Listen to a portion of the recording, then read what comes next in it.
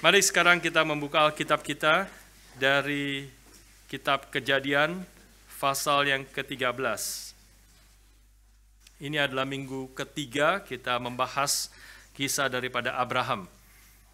Setelah sebelumnya pasal 11 bagian terakhir, kemudian minggu lalu pasal 12, dan hari ini kita membahas pasal yang ke-13. Kita sedang membahas secara seri singkat tentang kehidupan daripada Abraham. Kejadian pasal 13 saya akan bacakan bagi saudara-saudara sekalian ayat 1 hingga ayat yang ke-18. Maka pergilah Abram, ini nama Abraham sebelumnya, Abram dari Mesir ke tanah Negeb dengan istrinya dan segala kepunyaannya. Dan Lot pun bersama-sama dengan dia. Adapun Abram sangat kaya, banyak ternak, perak, dan emasnya. Ia berjalan dari tempat persinggahan ke tempat persinggahan, dari tanah Negeb sampai dekat Betel, di mana kemahnya mula-mula berdiri, di antara Betel dan Ai, ke tempat mesbah yang dibuatnya dahulu di sana. Disitulah Abram memanggil nama Tuhan. Juga Lot yang ikut bersama-sama dengan Abram, mempunyai domba dan lembu dan kemah, tetapi negeri itu tidak cukup luas bagi mereka untuk diam bersama-sama, sebab harta milik mereka amat banyak, sehingga mereka tidak dapat diam bersama-sama. Karena itu terjadilah perkelahian antara para gembala Abram dan para gembala Lot. Waktu itu orang Kanaan dan orang Feris diam di negeri itu.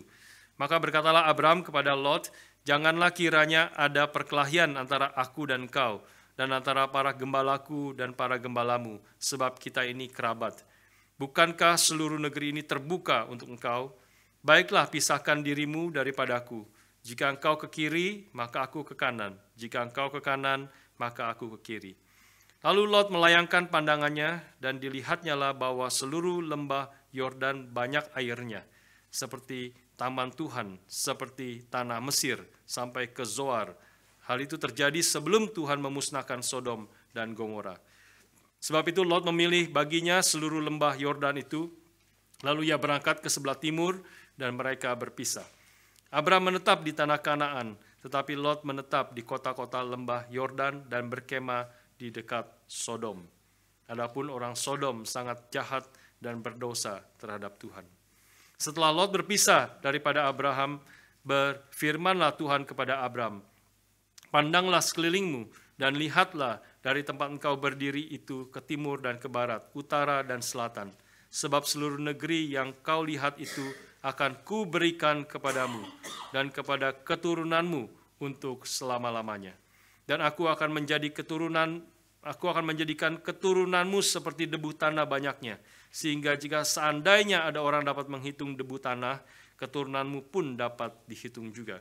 Bersiaplah, jalanilah negeri itu menurut panjang dan lebarnya, sebab kepadamulah akan kuberikan negeri itu. Sesudah itu Abram memindahkan kemahnya dan menetap di dekat pohon-pohon tarbatin di Mamre dekat Hebron. Lalu didirikannyalah mesbah di situ bagi Tuhan. Kita berdoa sekali lagi, mohon pimpinan Tuhan.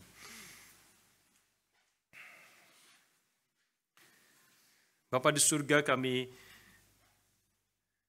bersyukur untuk kesempatan pada pagi hari ini, di tengah udara yang dingin dan hujan, Kau kumpulkan kami boleh datang beribadah kepada Tuhan, memberikan tempat yang baik, memberikan keamanan, memberikan kebebasan untuk kami boleh memuji, beribadah kepadamu, dan juga saat ini siap mendengarkan firman-Mu. Kiranya Roh-Mu yang kudus memimpin kami semua yang sudah menghantar kami ke tempat ini. Bukalah hati dan pikiran kami, pimpinlah kami semua, sehingga kami boleh menerima firman-Mu sesuai dengan kehendak-Mu. Pimpin hamba-Mu yang penuh dengan kelemahan, dia boleh memberitakan firman yang penuh dengan kuasa, yang boleh membentuk hidup kami, mengajar kami, menghibur kami, menguatkan iman kami, dan mendidik kami di dalam kebenaran. Terima kasih Bapa, kami menyerahkan waktu pemberitaan firman ke dalam tangan Tuhan. berkati kami semua. Berilah firman-Mu bagi kami semua. Dalam nama Tuhan kami Yesus Kristus, kami bersyukur, kami berdoa. Amin. Saudara, apakah mungkin saudara sebagian besar pernah tahu acara TV yang berjudul Deal or No Deal? Ya, sudah tahu ya? No deal, gitu ya. No deal.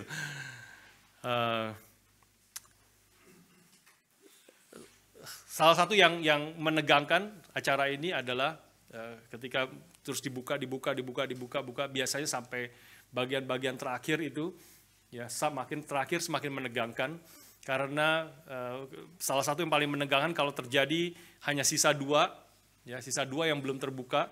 Yang satu adalah sisa $1, yang satu lagi 100.000. Ya, jadi masih ada dua kemungkinan ada di tempat dia ini yang belum terbuka, dan ada satu lagi yang orang pegang itu belum terbuka. Cuma ada dua. Setelah semua terbuka, ya di antara $1 sampai 100.000 itu semuanya sudah terbuka. Sisa dua terakhir, mau deal atau no deal, ya $1 atau 100.000. Makanya biasanya bank kasih over. Kalau sudah segitu, bank biasanya kasih over kira-kira tengah-tengah atau kurang sedikit lah, begitu ya. Kira-kira dikasih over itu 40.000, katakan seperti itu, ya 40 sampai 50.000, gitu. Kalau kamu mau deal, kamu dapat 40.000. Tapi kalau kamu tidak mau deal, karena kamu pikir yang ada di sini ada 100.000, ya saudara buka, ya. Kalau buka ternyata dibuka $1, saudara cuma dapat $1, ya. Tapi kalau sudah buka ternyata 100.000 yang kau pegang itu, kamu dapat 100.000 instead of 40.000, gitu ya. Jadi pertaruhan itu kadang-kadang menegangkan, orang bingung ngambil keputusannya mau deal atau no deal. Saudara sekalian, kadang-kadang sebagian orang itu berpikir bahwa iman di dalam Tuhan itu seperti permainan deal or no deal ini, ya, yaitu mempertaruhkan segalanya. Mempertaruhkan sesuatu hal yang besar untuk sesuatu yang tidak diketahui, dan berharap supaya bisa dapat yang besar itu. Tapi tidak pasti, sangat tidak pasti. Ya, kalau dia akhirnya no deal, maka dia akan mempertaruhkan 40.000 yang sudah pasti. Karena kalau dia deal, dia sudah pasti dapat 40.000. Tapi kalau dia mau mendapat 100.000, dia harus mempertaruhkan 40.000 itu. Tapi dengan resiko dia tidak dapat 40.000 tapi dapat $1. Ya. Jadi kadang-kadang orang berpikir seperti itu. Kita dipanggil untuk mengikut Tuhan, mempertaruhkan segalanya seolah-olah untuk sesuatu yang tidak pasti, berharap akan keberuntungan untuk mendapat sesuatu yang lebih besar, lebih berharga. Saudara sekalian, ini bukan iman Kristen. Ini bukanlah iman daripada Abraham yang kita baca di sini. Bukan berharap kepada sesuatu yang tidak pasti, bukan untung-untungan, ya. Karena kalau iman seperti demikian, maka Abraham akan sebentar saja akan runtuh, akan mundur, khususnya di dalam berbagai kesulitan yang besar mengikut Tuhan. Dia telah meninggalkan keluarganya, meninggalkan kampung halamannya untuk mengikut Tuhan. Tapi ada banyak kesulitan ketika dia mengikut Tuhan. Kalau pikirannya adalah seperti game deal or no deal, dia akan pasti mundur. Dia pasti tidak akan mengikut Tuhan kembali. Tapi kita akan lihat bahwa iman Abraham dan iman kita by implication adalah bukan seperti game itu, tapi berdasarkan akan janji Tuhan yang pasti, yang tidak mungkin gagal. Bukan berarti tidak ada kesulitan, bukan berarti tidak ada pergumulan, bukan berarti tidak ada harga yang besar yang harus kita berikan, tetapi ada janji Tuhan yang pasti, janji Tuhan yang tidak ada di manapun di dalam dunia ini, kecuali di dalam Tuhan dan kehendaknya. Saudara sekalian, kita masuk sekarang ke dalam pasal yang ke-13 yang tadi kita sudah baca. Dan kalau sudah mengingat minggu lalu, kita mengetahui Abraham khususnya pasal 12 adalah menggambarkan kegagalan Abraham ketika dia masuk ke Mesir, ya, masuk ke Mesir. Dan ada kesulitan dan membuat janji Tuhan sebenarnya beresiko untuk gagal karena ketidaktaatan Abraham di situ.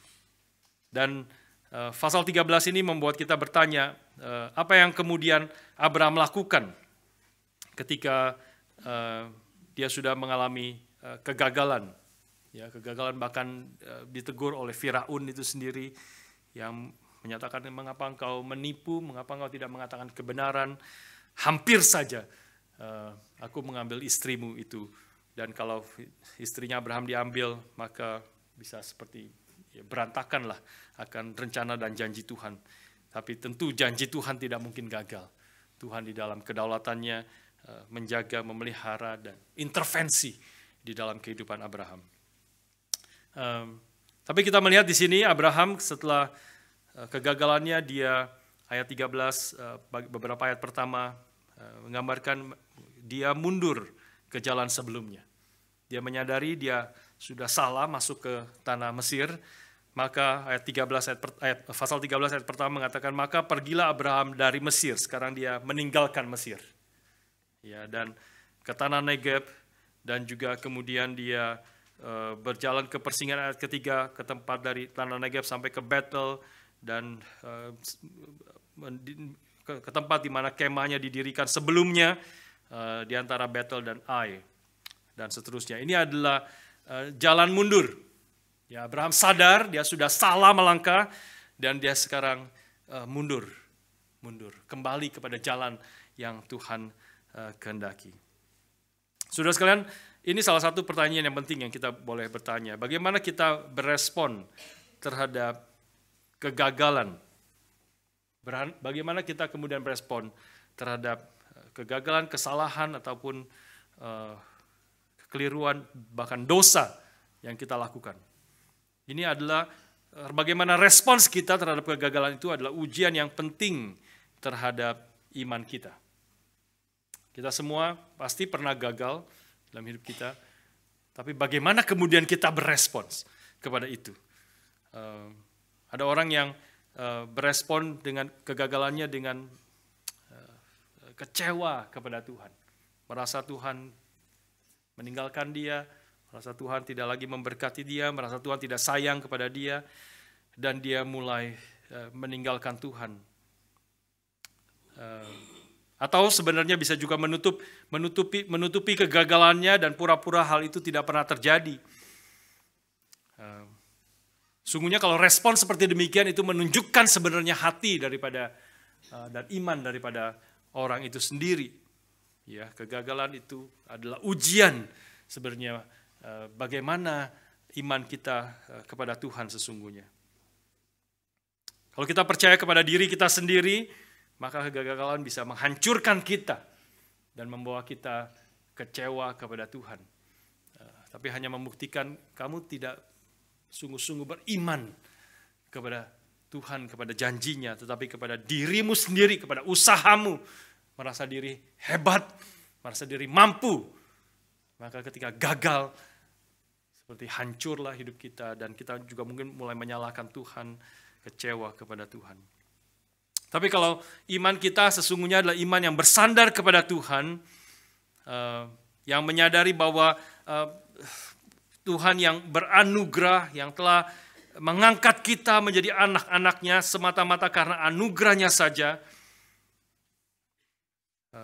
Orang Kristen bisa gagal, orang sungguh sudah lahir baru, anak-anak Tuhan bisa gagal. Banyak sekali di dalam Alkitab kita belajar tentang kegagalan-kegagalan, termasuk Abraham di sini, kegagalan umat Tuhan.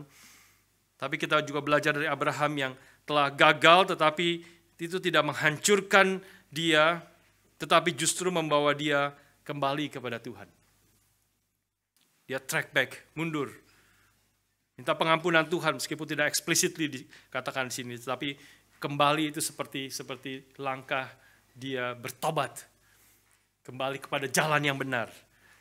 Ya, tidak lanjut terus kepada jalan yang salah, tapi dia kembali, dan kemudian nanti kita baca dia mendirikan mezbah lagi di situ dan memanggil nama Tuhan. Itulah kita anak-anak Tuhan, ya, yang meskipun kita kadang-kadang gagal, kita membawa kita makin sadar kita adalah orang yang lemah, kita datang lagi kepada Tuhan, minta pengampunannya, menyerahkan diri lagi kepada Tuhan, dan sebagai anak-anak Tuhan, Tuhan akan memulihkan, Tuhan akan menghibur, Tuhan memberi kekuatan. Pemazmur mengatakan orang Kristen itu bisa jatuh, tetapi ketika dia jatuh dia tidak sampai tergeletak, sebab tangan Tuhan menopangnya. Saya untuk mempersiapkan bagian ini, saya teringat pengalaman saya juga sebelumnya cerita tentang panggilan Tuhan, tapi dari satu panggilan Tuhan saya masuk sekolah teologi secara penuh. Saya lanjutkan sedikit, yaitu 3 bulan setelah saya masuk ke sekolah teologi tahun 1994, ya. Lalu kemudian setelah masuk 3 bulan, kira-kira 3 bulan,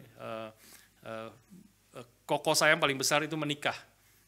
Ya, saya ada di situ, sudah mengalami tantangan, kesulitan sekolah teologi, tinggal di dorm, ya di asrama, dengan segala pergumulannya. Lalu kemudian 3 bulan, koko saya menikah, dan saya kayak seminggu sebelumnya atau berapa hari sebelumnya pulang, persiapkan ketemu banyak orang, suasana pesta, dan koko saya belum percaya kepada Tuhan,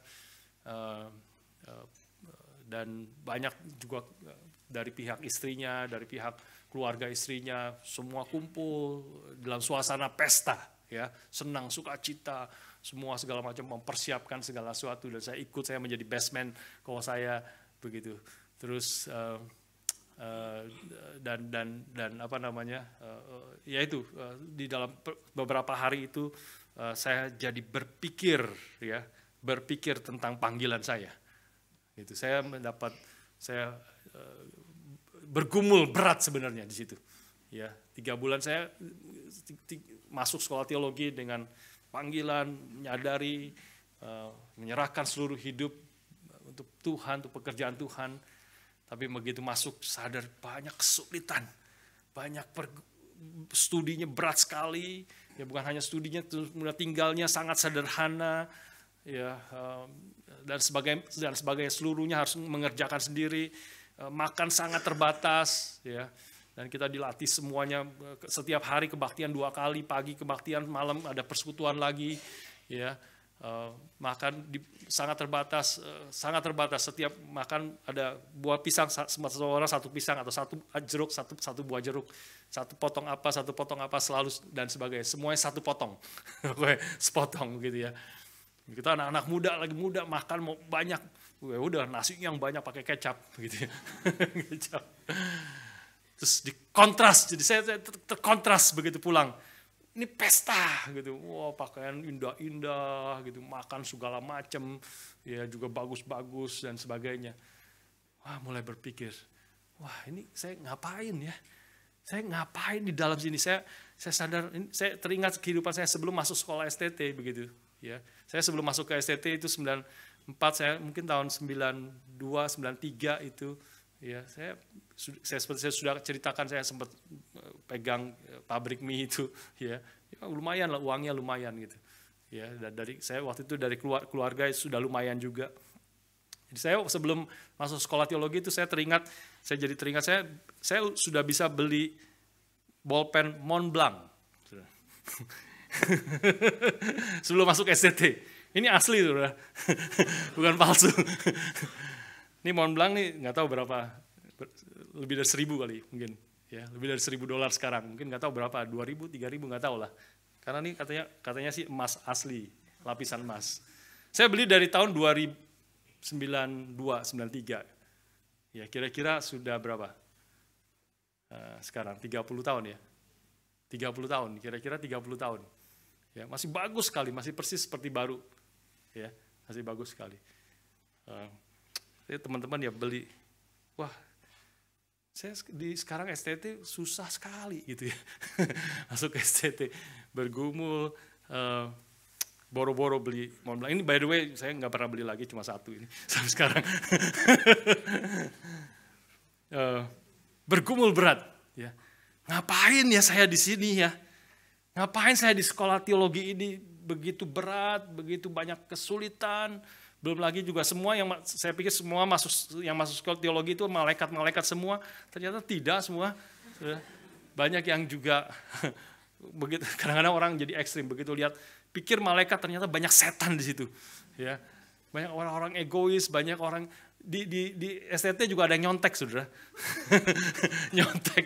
Waktu ujian tuh nyontek, saudara. Waduh, gawat juga, ya, dan sebagainya. Ngapain susah-susah dilatih gini? Di luar, aduh enak banget gitu, lihat koko saya gitu mau pesta segala macam. Tentu itu lagi keadaan pesta sih, ya, tetapi jadi mikir gitu, melihat kehidupan saya dulu. Itu bergumul, ya bergumul. Tapi terus, ya saya berdoa, pikir, bergumul di hadapan Tuhan. Tapi itu ada menjadi momen yang penting bagi saya di situ. Akhirnya saya kembali mengingat panggilan Tuhan, kembali menyadari apa yang Tuhan kehendaki, kembali mengingat kenapa saya ada di situ, ya visi yang Tuhan berikan, tujuan meaning of life yang Tuhan berikan. Kembali saya malam itu setelah pulang pernikahan selesai balik ke STT, balik ke asrama, saya berlutut, saya menyerahkan hidup sekali lagi ke dalam tangan Tuhan, dan sejak itu menjadi tidak pernah lagi menggumuli tentang hal itu. Ya, mengerti, tahu memang inilah yang Tuhan kehendaki, Tuhan yang pimpin. Saudara sekalian, kita melihat juga dalam poin selanjutnya bahwa Abraham dan Lot diuji. Ya, diuji khususnya melalui keberhasilan dan kemakmuran yang mereka alami. Ya, agak mirip tadi dengan pengalaman saya. Sudah membaca di situ ayat-ayat pertama, berapa ayat pertama Abraham, ayat kedua Abraham sangat kaya, banyak ternak dan emasnya. Ya, dia pergi menuju Bethel dan Ai, dan dia bersama-sama dengan Lot. Ternyata Lot ini keponakannya juga sangat kaya. Ya, Lot juga banyak sekali domba, ternaknya, kambing, lembu, dan sebagainya. Sehingga negeri itu tidak cukup luas bagi mereka berdua. Mulai berantem, mereka kambingnya banyak, masing-masing kambingnya, ternaknya banyak, cari rumput, cari air, mulai berantem. Gembala-gembala mereka, ya, anak-anak buah mereka, mungkin berebut air, berebut rumput, dan sebagainya, mulai berantem. Saudara sekalian, pada umumnya kita orang-orang, termasuk kita orang-orang Kristen itu tidak berpikir bahwa kemakmuran itu, keberhasilan ini makmur. Abraham menjadi sangat kaya dikatakan, ya Lot juga kaya. Kita tidak pernah berpikir bahwa kemakmuran itu bisa menjadi ujian bagi hidup kita. Tapi inilah yang terjadi, dan diuji bagaimana kita melihat nanti respons daripada Lot dan juga respons daripada Abraham terhadap ujian ini. Robert Kiyosaki mengatakan, the lack of money is the root of evil. Ya, Alkitab mengatakan the love of money, cinta uang adalah akar daripada segala dosa. Tapi Robert Kiyosaki, seorang ekonom dan sebagainya, dia mengatakan bukan the love of money, the lack of money, kurangnya uang itu akar dari segala kejahatan. Ya. Tapi saya pernah dengar seorang yang pergi ke ekstrim yang lain. Ini satu ekstrim yang salah, nanti kita lihat. Tapi bisa jadi ekstrim yang lain lagi, bahwa memikirkan kaya itu adalah satu kejahatan. Ya. Kebanyakan uang adalah satu sumber kejahatan. Saya rasa itu dua-duanya salah. Ya. Kita mengatakan bukan the lack of money or the abundance of money, tetapi adalah the love of money is the root of all evil. Saudara sekalian,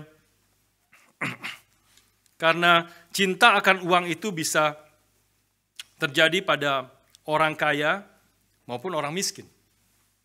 Nah, akar segala kejahatannya adalah cinta akan uang. Hanya bedanya adalah orang yang miskin itu belum mendapatkan apa yang dia cintainya itu, apa yang menjadi berhalanya itu. Dia akan gelisah, dia takut, dia marah, frustasi karena uang, dan dia berjuang jiwa dan raganya untuk mendapatkan dengan mengorbankan apapun untuk mendapatkan apa yang dicintainya, yaitu uang. Mengejar uang. Tapi orang yang kaya, orang yang sudah dapat apa yang dicintai itu. Tapi bukan berarti dia menjadi orang yang puas, menjadi orang yang tenang.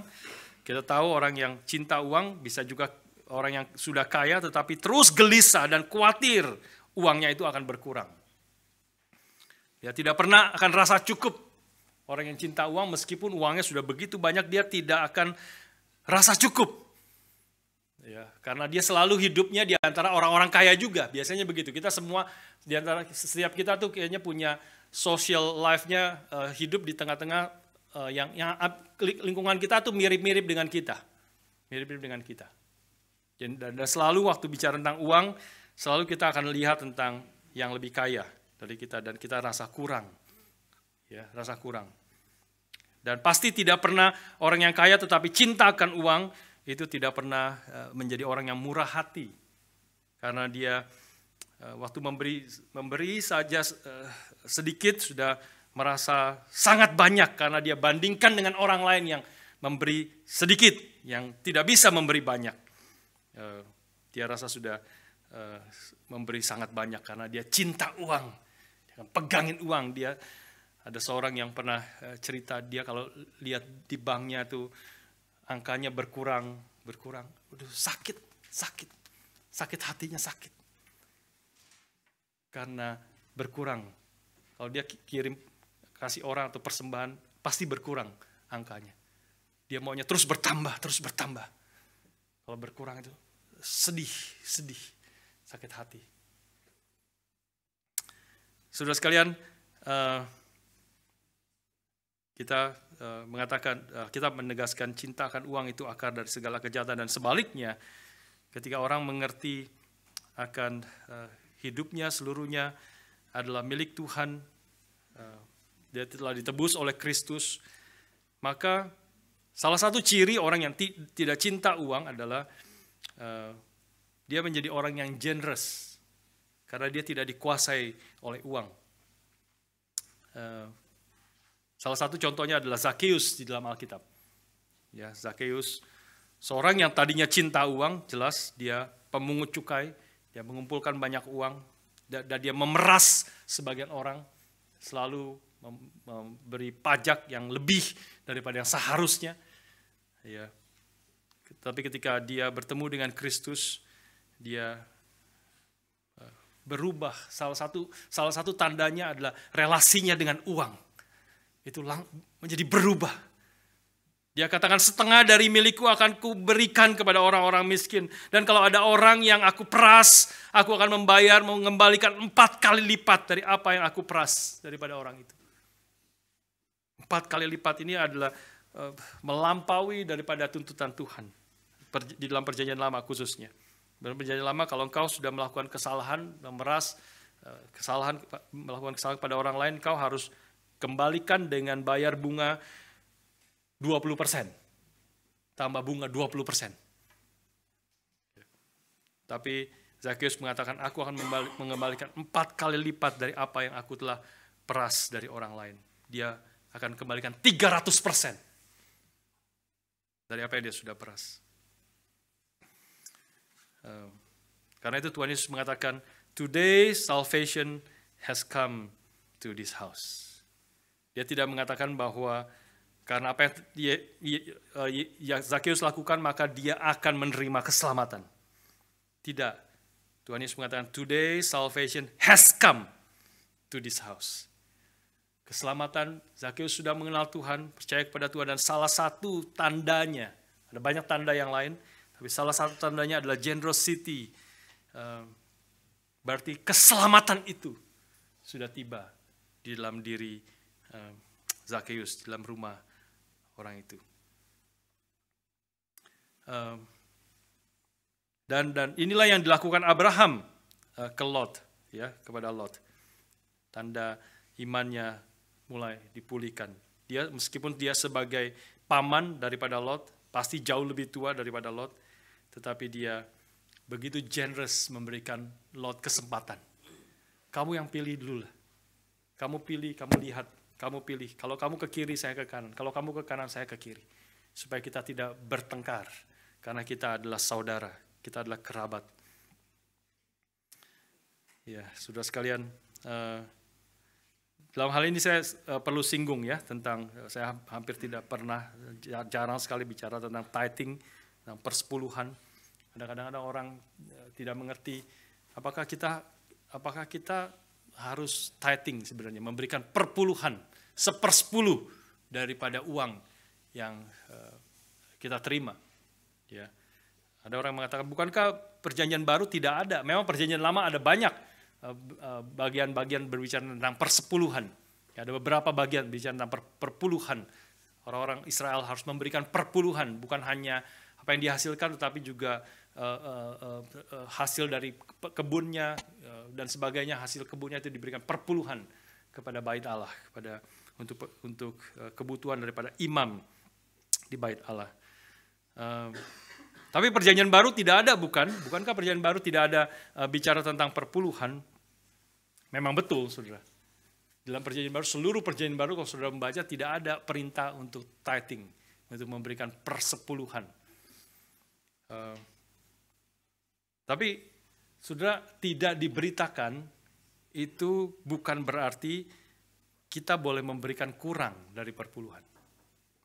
Tidak diberitakan, ya, memang tidak seperti hukum perjanjian lama, perintah untuk perpuluhan itu, tetapi sudah pasti kalau sudah membaca keseluruhan perjanjian baru, saudara akan mengerti bahwa pasti tuntutan perjanjian baru itu lebih dari perpuluhan, bukan kurang daripada perpuluhan.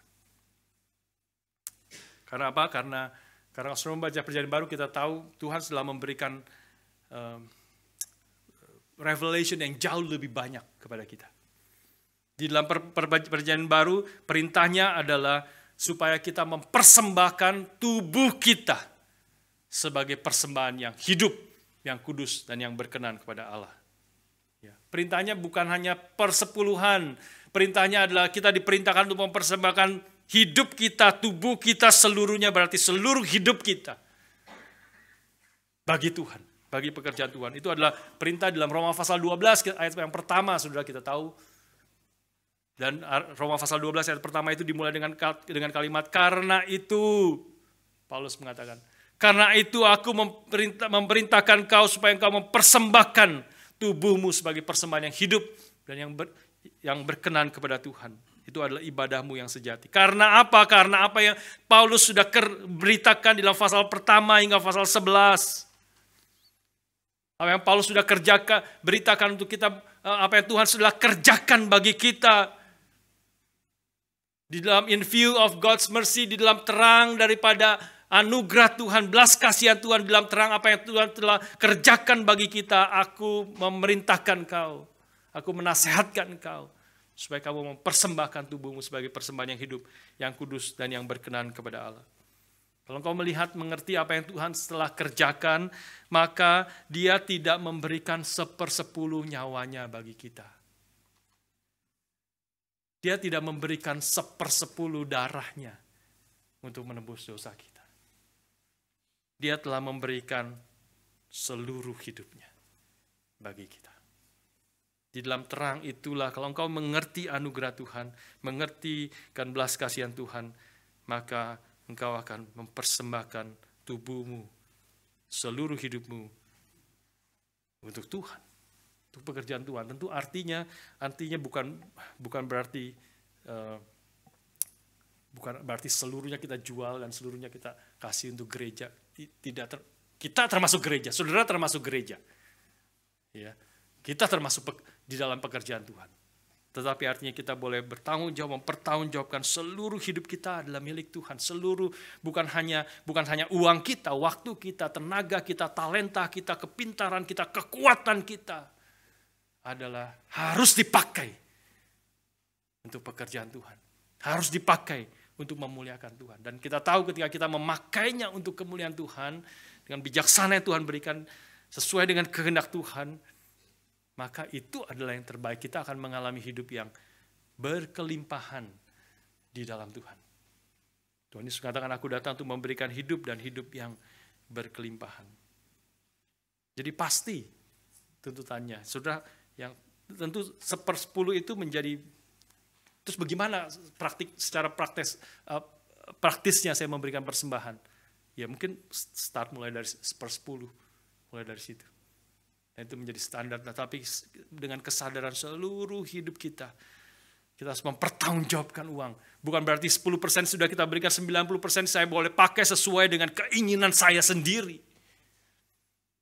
Semuanya adalah milik Tuhan yang kita harus pertanggungjawabkan. Dan ada waktu-waktu tertentu kita bisa memberikan lebih, bisa memberikan 20%, 30%, 40%, 50% untuk pekerjaan Tuhan. Kita boleh mengingat prinsip ini di dalam mengikut Tuhan. Abraham menyatakan generosity-nya dengan memberikan kepada Lot pilihan. Silakan kau yang pilih terlebih dahulu. Dan kita melihat sekarang pilihan Lot dan juga kegagalan daripada Lot di sini. Lot diberi kesempatan, setelah diberi kesempatan untuk memilih, maka ayat 10 mengatakan, lalu Lot melayangkan pandangannya dan dilihatnya lah bahwa seluruh lembah Yordan banyak airnya seperti taman Tuhan, seperti tanah Mesir sampai ke Zoar. Ada catatan yang menarik sini. Hal itu terjadi sebelum Tuhan memusnahkan Sodom dan Gomora. Ayat 11, ayat 12. Abraham menetap di tanah Kanaan, tetapi Lot menetap di kota-kota lembah Yordan dan berkemah di dekat Sodom. Ada catatan lagi. Adapun orang Sodom sangat jahat dan berdosa terhadap Tuhan. Ya, jadi kita mengerti itu. Bagaimana apa yang dilakukan Lot adalah contoh negatif, ya. By the way, contoh negatif, saudara hidupnya rusak, tidak taat kepada Tuhan, orang hidupnya kacau, tetap bisa dipakai Tuhan menjadi teladan yang buruk, ya. Jadi orang bisa mengatakan, melihat hidup Lot, jangan seperti dia, gitu ya. Jangan seperti dia, menjadi contoh yang buruk, ya. Kita tetap bisa dipakai Tuhan kalau kita hidupnya tidak berkenan kepada Tuhan. Lot memilih berdasarkan penglihatannya, dan dia hanya memikirkan tentang keuntungan dirinya. Memandang, melihat baik, taman Tuhan ini secara di dalam konteks ini secara negatif bisa dimengerti sebagai mengingat akan Tuhan sudah melarang Adam dan Hawa untuk masuk ke dalam Taman Eden, karena disitulah mereka jatuh di dalam dosa dan dilarang untuk boleh makan pohon kehidupan sehingga mereka hidup di dalam dosa untuk selama-lamanya. Ada kerubim yang menjaga dengan pedang yang menyala-nyala dimasuki Taman Eden itu. Tetapi ini seperti Lot ingin masuk lagi ke Taman Eden, melewati kerubim yang menjaga taman itu. Ke Mesir, kita tahu minggu lalu kita sudah membahas bagaimana itu menjadi tanda seperti tanah Mesir yang begitu bagus, begitu makmur, begitu subur, dan dia ingin ke situ, ya, dan dekat dengan Sodom khususnya di sini, ya, dekat Sodom. Dan kita tahu akhirnya Lot itu masuk makin dalam, dia dekat Sodom, ya. Dan kemudian pasal yang ke-14 dikatakan dia akhirnya diam di Sodom. Pasal 14 ayat yang ke-12. Juga Lot, anak saudara Abraham beserta harta bendanya dibawa musuh lalu pergi, sebab Lot itu diam di Sodom. He was living in Sodom. Pasal 19 nanti kita melihat bukan hanya dia tinggal diam di Sodom, dia menjadi salah satu pemimpin di kota Sodom itu. Pasal 19 ayat yang pertama. Kedua malaikat itu tiba di Sodom pada waktu petang. Lot sedang duduk di pintu gerbang Sodom. Dan ketika melihat mereka, bangunlah ia menyongsong mereka. Saudara, Lot di sini dia pilih Mesir dekat Sodom. Dia tinggal di dekat Sodom, lalu dia tinggal di dalam kota Sodom, lalu dia menjadi pemimpin di kota Sodom itu. Dan pasal 13, 19 kita tahu itu adalah sebelum sebentar lagi Tuhan akan memusnahkan Sodom dan Gomora. Kita melihat pilihan Lot yang berpikir untuk dirinya sendiri, berpikir untuk keuntungannya sendiri, berpikir mengambil keputusan berdasarkan penglihatannya sendiri, mirip seperti Kejadian pasal yang ketiga. Hawa melihat pohon pengetahuan itu baik, kelihatan menarik hati, memberi pengetahuan. Dia berpikir dengan melihat dari dirinya sendiri, bukan berdasarkan janji Tuhan, bukan berdasarkan firman Tuhan, tapi dia dengan pikirannya sendiri, untuk keuntungannya sendiri, dia pikir untuk kebaikannya sendiri. Maka mulai hancurlah dia dan pelan-pelan masuk, dan dia menjadi bagian dari Sodom. Dan hampir saja kalau tidak ada anugerah Tuhan, dia menjadi orang-orang dan termasuk keluarganya akan dimusnahkan oleh Tuhan di kota Sodom bersama-sama orang Sodom yang penuh dengan dosa dan kejahatan itu. Saudara sekalian, ini tentu saudara tahu ya, ilustrasi kodok di dalam air panas. Saudara tahu ya, dalam air panas. Kalau saudara lempar kodok itu ke air panas yang mendidih, saudara masukkan kodok itu ke situ, dia pasti lompat, cepat lompat. Ya, dia akan lompat, kodok yang hidup tentu masih hidup. Dia akan lompat karena dia kaget dan beda temperatur sangat beda dengan tubuhnya. Tapi kalau saudara taruh kodok di atas panci yang besar yang dingin, air dingin, taruh situ, dia akan senang. Dia akan berenang-renang, senang. Tapi di bawahnya kita nyalakan api, mulai nyalakan api. Nyala api. Airnya mulai pelan-pelan naik sedikit-sedikit, 1 derajat, 2 derajat, 3 derajat, 4 derajat. Tiba-tiba sudah matang dia di dalam kompor itu, di dalam panci itu. Karena pelan-pelan dia adaptasi tubuhnya. Saudara sekalian, inilah yang bisa terjadi kepada orang-orang yang mengikuti pelan-pelan ikut di dalam dunia ini. Ya, Mazmur pasal yang pertama mengingatkan kita, berbahagialah orang yang tidak berjalan menurut nasihat orang fasik, yang tidak berdiri di antara kumpulan pencemooh, dan tidak duduk di antara orang berdosa. Nah, itu 3 langkah, mirip seperti di sini. Seperti Lot. Lot tinggal di pinggir kota Sodom, dia masuk ke dalam kota Sodom, dan dia menjadi pemimpin di dalam kota Sodom itu. Berbahagialah orang yang tidak berjalan menurut nasihat orang fasik. Artinya ada kumpulan orang fasik, orang berdosa, pencemooh itu bahkan dia tidak jalan di situ. Dia tidak jalan di situ. Mulai dari pertama. Tapi kalau dia jalan, yang kedua adalah dia tidak berdiri di antara kumpulan orang pencemooh. Artinya dia berjalan dan dia berdiri di situ di antara orang-orang berdosa. Tapi kemudian dia lihat, dia jalan lagi. Itu langkah yang kedua. Langkah yang ketiga adalah dia jalan, dia di antara orang berdosa di situ, dia berdiri dan dia duduk di situ, menjadi bagian daripada kelompok itu. Saudara sekalian, itulah bagaimana dunia terus juga menarik kita pelan-pelan, sedikit demi sedikit tanpa kita sadari. Kalau kita tidak hati-hati di dalam langkah pertama, berbahagialah orang yang tidak berjalan di dalam jalan orang fasik. Tidak berjalan, kita mengatakan ada 2 jalan di dalam dunia ini. Hanya ada 2 jalan dalam dunia ini. Jalan yang lebar dan jalan yang sempit. Apakah kau berjalan di dalam jalan yang lebar atau jalan yang sempit? Itulah langkah pertama, menetapkan hati seperti Daniel dan kawan-kawannya. Menetapkan hatinya ketika dia hidup di tengah orang-orang berdosa. Hidup di tengah orang-orang yang menyembah berhala. Dari awal ketika mereka ditawan dan berkumpul dengan dikuasai oleh orang-orang berdosa sebagai prisoner, sebagai orang yang ditawan sebagai budak daripada Nebukadnezar. Maka Daniel dan kawan-kawan dari awal, Daniel pasal pertama mengatakan dia menetapkan hatinya untuk tidak mau makan makanan raja yang sudah dicemari, dipakai untuk menyembah berhala. Dia dari awal menetapkan hatinya untuk mengikut Tuhan. Dari pertama dia sudah menetapkan hatinya. Aku tidak akan ikut, tidak akan berjalan menurut nasihat orang fasik. Tidak akan berdiri apalagi dan tidak akan duduk. Karena dia tahu kalau dia mulai berjalan sedikit demi sedikit, dia akan berdiri, dia akan duduk menjadi bagian daripada orang berdosa. Saudara sekalian, biarlah kita sebagai contoh negatif daripada Lot mengingatkan kita untuk tidak bermain-main dengan dosa. Jangan kita pikir, khususnya juga anak-anak muda, saudara-saudara yang pacaran di sini, hati-hati. Ya, hati-hati. Saya tahu sekali. Saya pernah pacaran di Perth.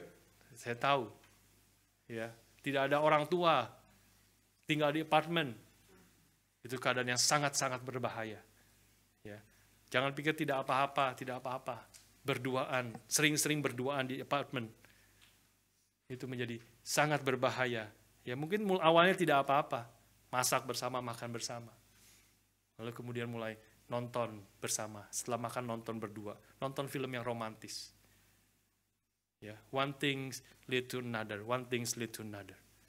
Menjadi berbahaya. Jangan mencobai diri. Jangan berada di dalam jalan keadaan yang salah dan yang berbahaya. Kita harus menjaga.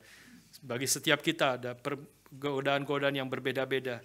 Ya, biarlah kita dari awal menetapkan hati seperti Daniel dan kawan-kawan, seperti Yusuf juga. Yang dia bisa mengatakan, bagaimana aku bisa berbuat dosa, melakukan hal yang jahat ini, karena kenapa dia waktu dia digoda oleh istri Potifar terus menerus, dia sudah menetapkan hatinya. Dia tidak akan berjalan dalam jalan yang salah itu. Dia akan tidak coba-coba cicip-cicip hal yang bersalah. Karena begitu mencicipi, setan itu pintar sekali. Dia menjebak dengan pintar sekali. Dan seringkali kita jatuh tersandung bukan dengan batu yang besar. Hampir tidak ada orang tersandung dengan batu yang besar. Ya, selalu kita tersandung oleh batu yang kecil. Batu yang kecil. Menjaga hati-hati. Dan membangun hidup kita, mengisi dengan habit yang baik. Pak William tadi katakan, biarlah menjadi habit, menjadi kebiasaan kita ikut persekutuan doa. Membangun hidup kita pelan-pelan. Dengan hal-hal yang baik. Seluruh waktu kita hidup kita. Dengan hal-hal yang baik. Saudara, saya membaca juga, teringat, ada yang kirim dan juga pas juga membaca, tahun ini adalah, sebentar lagi kita akan ada Olimpik di Paris, ya, sebentar lagi, 2 minggu lagi atau apa kira-kira, ya, Olimpik di Paris 2024, ya, persis 100 tahun, itu adalah 100 tahun yang lalu, itu adalah Olimpik di Paris juga, 1924, ya, 1924 itu Olimpik di Paris juga, dan ada peristiwa yang penting terjadi di situ, yaitu peristiwa Eric Liddell. Ya, Eric Liddell. So, sudah pernah nanti satu kesaksian yang sangat indah dari Eric Liddell. Itu di Olimpik 1924 dia pergi ke sana, dia dari Scotland, mewakili mungkin UK begitu ya. Dan dia adalah sprinter, lari 100 meter. 100 meter. Dan kita tahu itu 100 meter, pelari 100 meter itu atletik yang paling bergengsi. 100 meter ya, bolt apa itu ya, lari ya, lightning bolt dan sebagainya. Dan dia adalah salah satu yang juga kemungkinan bisa dapat medali emas di Olimpik 100 meter ini. Dia sudah ikut pertandingan kualifikasi dan sebagainya, tetapi dia kemudian tahu bahwa finalnya adalah dilakukan hari Minggu. Hari Minggu. Langsung dia katakan, saya tidak akan lari hari Minggu. Hari Minggu adalah hari Sabat untuk saya. Hari Sabat bukan untuk saya, hanya orang-orang Kristen. This is the Lord's Day. Inilah hari rest saya untuk saya beribadah kepada Tuhan. Saya tidak akan bekerja, saya tidak akan lari hari Minggu. Ya. Wah, saudara tidak mengerti itu berapa bergengsinya, berapa harga yang dia harus bayar, bukan hanya dia tidak ada kesempatan dapat medali emas di 100 meter yang paling bergengsi itu, tetapi dia dicaci maki oleh seluruh UK dan Scotland. Dia oleh pers, udah BBC termasuk dan sebagainya, ya, menulis dan sebagainya. Ini adalah traitor bagi bangsa kita. Kita tahu betapa bergengsinya medali emas, apalagi 100 meter. Ya, bagi satu negara bergengsi luar biasa. Dan dia ada kesempatan dan dia ada kemampuan, tapi dia tidak mau lari. Karena itu adalah the Lord's Day, harinya Tuhan. Dia dicaci maki, dia tidak bergerak, ditelepon segala macam. Termasuk Prince of Wales juga telepon dia, bicara sama dia. Kamu harus lari, ini kebanggaan kita sebagai satu bangsa. Dan kamu bisa, kemungkinan besar bisa dapat medali emas. Tidak bergeming. Dia sudah menetapkan hatinya. Ini adalah the Lord's Day. Dia tidak akan lari 100 meter. Itulah, tetapi kemudian dia ikut lari di 400 meter. Ya, Tuhan memberikan dia kekuatan, kemampuan. Dia waktu lari 400 meter dia akhirnya mendapat medali emas. 400 meter itu hampir tidak pernah ada orang yang lari 100 meter juga bisa menang 400 meter. Ya, dia akhirnya mendapat itu.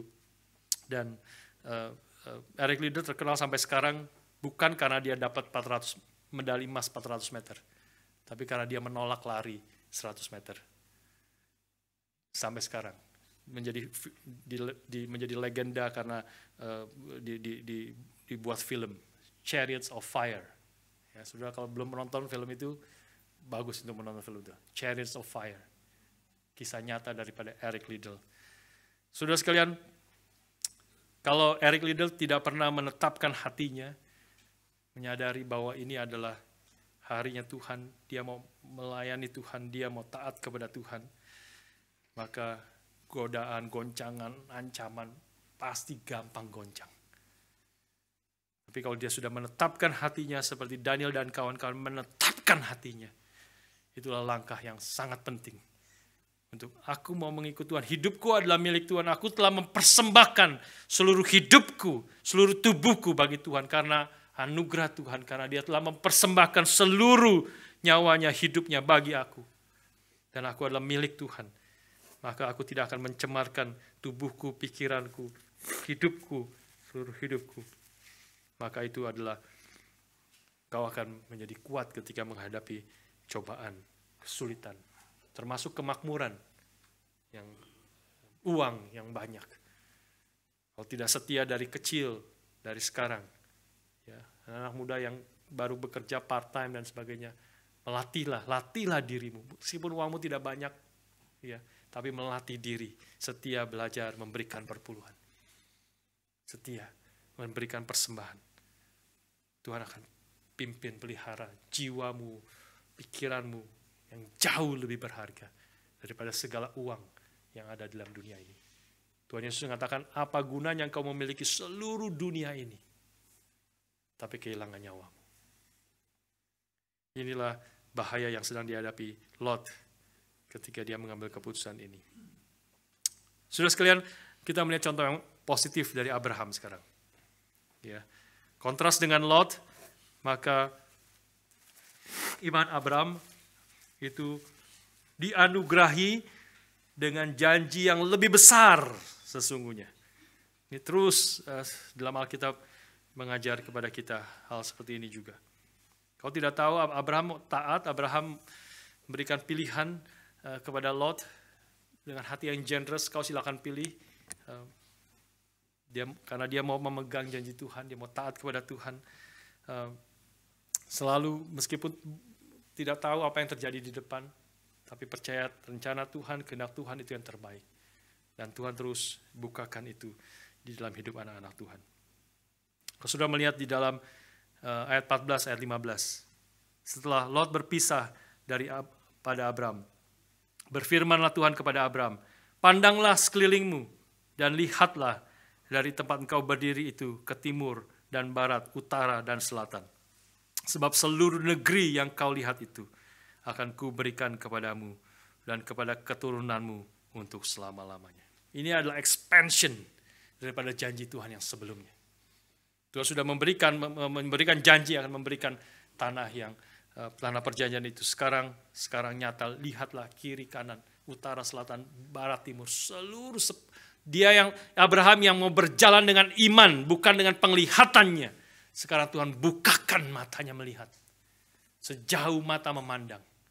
Dan ayat yang ke-17 kemudian, bersiaplah, jalanilah negeri itu menurut panjang dan lebarnya, sebab kepadamulah akan kuberikan negeri itu. Abraham yang tidak yang berjalan dengan iman, bukan dengan penglihatan. Sekarang Tuhan bukakan penglihatannya untuk melihat anugerah Tuhan yang begitu besar yang Tuhan sediakan bagi anak-anaknya. Meski kita kalau baca selanjutnya nanti kita tahu sampai mati Abraham sesungguhnya tidak pernah memiliki seluruh tanah yang dijanjikan itu. Kitab Ibrani mengatakan bahwa Abraham itu menanti-nantikan kota. Seluruh janji, seluruh apa yang dia lakukan ketaatan kepada Tuhan itu karena dia meskipun dia tidak menerima seluruh janji yang Tuhan berikan di dalam hidupnya, tetapi imannya itu memandang ke depan. Dia menantikan kota yang mempunyai dasar yang direncanakan dan dibangun oleh Allah itu sendiri. Inilah iman Abraham yang ultimately kita tahu itu digenapi di dalam Kristus yang pernah dibawa iblis ke atas gunung yang sangat tinggi dan diperlihatkan kepada Yesus seluruh kerajaan dunia dengan segala kemegahannya. Dan iblis berkata, semuanya itu akan aku berikan kepadamu kalau engkau sujud menyembah aku. Dan Tuhan Yesus katakan, enyahlah iblis. Meskipun ini tawaran yang sangat menggoda, tawaran yang sangat menarik, artinya adalah supaya Tuhan Yesus menerima semua, memiliki segala kerajaan dunia tanpa harus melewati salib, tanpa harus mengalami penderitaan. Yesus tahu ini bukan rencana Tuhan. Yesus tahu dia datang justru untuk menyelamatkan umat Allah. Tapi godaan setan adalah kau akan menerima seluruh kuasa ini, segala kerajaan dunia dengan segala kemegahannya, tanpa perlu mati menyelamatkan umat Tuhan. Tuhan Yesus sadar tidak, karena demi ketaatannya kepada Bapa dan demi kasihnya kepada kita, maka Kristus mengambil jalan salib, taat kepada Bapa, dan melalui kematian dan kemudian kebangkitannya, dia akhirnya diberikan nama di atas segala nama. Dan Tuhan Yesus sendiri mengatakan, all authority, segala kuasa di sorga dan di bumi telah diberikan kepadaku. Memang dia adalah pemilik berkuasa itu, yang berdaulat atas segala sesuatu itu. Dan melalui Kristus dan dia mengutus kita di tengah-tengah dunia. Pergilah, jadikan segala bangsa muridku, dan kehendak Tuhan itu pasti terjadi. Dia melalui kita, dia akan memanggil semua umat Tuhan. Segala bangsa, dari segala bangsa. Orang-orang dari berbagai macam suku bangsa di dalam seluruh dunia ini. Sepanjang sejarah ada umat Tuhan yang akan datang kepada Tuhan. Percaya kepada Kristus. Melalui Kristuslah janji kepada Abraham itu digenapi.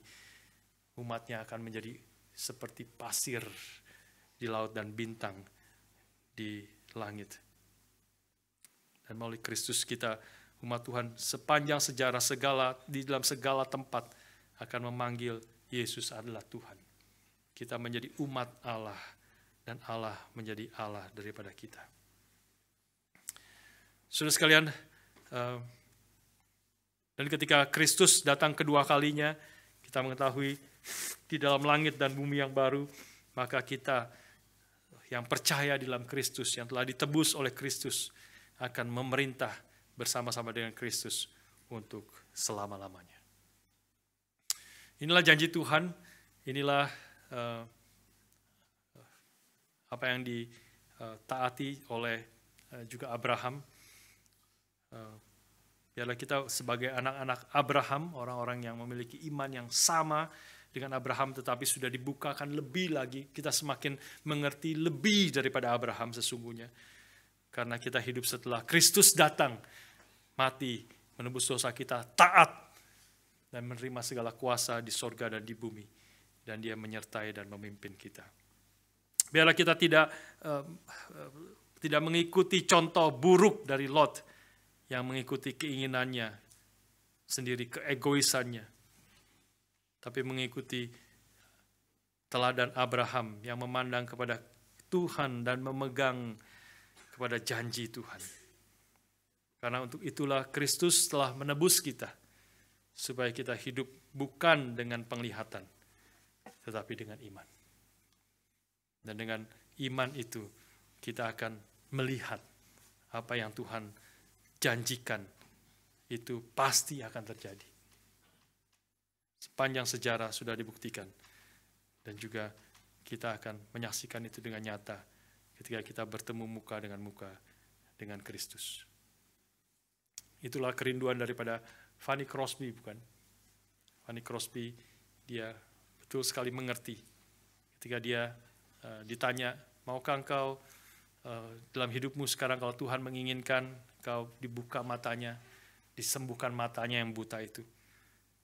Maka Fanny Crosby mengatakan, kalau saya dikasih pilihan itu, saya akan katakan tidak. Saya akan katakan tidak. Mengapa tidak? Karena saya ingin ketika mata saya celik melihat dengan jernih, dengan jelas. Hal yang pertama yang saya lihat dengan mata saya adalah wajah Juru Selamat saya, Yesus Kristus, yang telah mati dan bangkit bagi saya. Dialah harta yang paling berharga, dia yang paling utama dalam hidupku. Dialah yang seluruh hidupku aku telah persembahkan kepadanya. Dia adalah Kristus yang telah mati dan bangkit bagi saya. Biarlah hidup kita sebagai anak Tuhan masih dalam dunia ini, terus mata kita juga memandang kepada Kristus. Mentaati dia, memegang janjinya, dan satu hari kita mengetahui dia hadir, dia memimpin kita, umat Tuhan.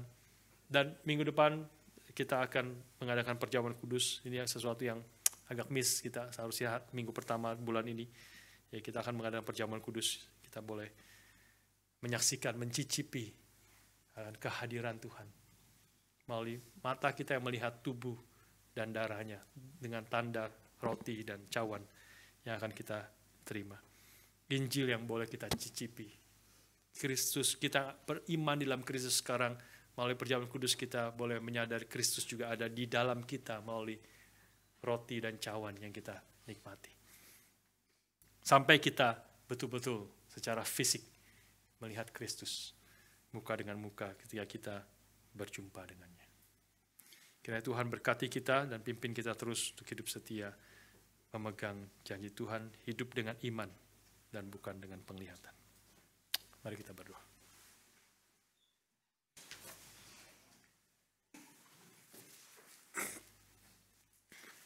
Kami memuji kebesaran-Mu, ajaib Tuhan, ajaib Tuhan.